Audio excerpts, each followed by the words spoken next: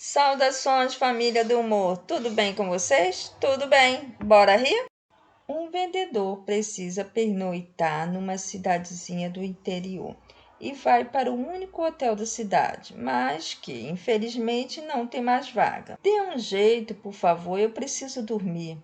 O recepcionista responde: Olha, tem um quarto com 2 camas onde está hospedado um sujeito que me disse que gostaria de rachar as despesas com alguém, mas devo avisar que ele ronca até não poder mais. Sem problema, fico com o quarto, preciso dormir. No dia seguinte, o vendedor desce ao restaurante que toma café e, contrariando as expectativas, está bem disposto. O recepcionista pergunta: O senhor conseguiu dormir? Sem problemas.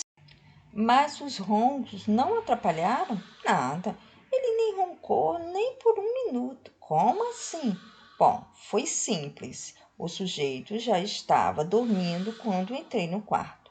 Então, me aproximei da cama dele e beijei sua bunda, dizendo: Boa noite, coisinha linda.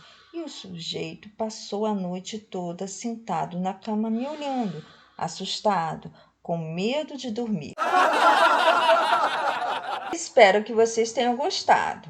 Deixe um like se gostaram, compartilhe com alguém, se inscreve no canal. Grande abraço e até o próximo vídeo.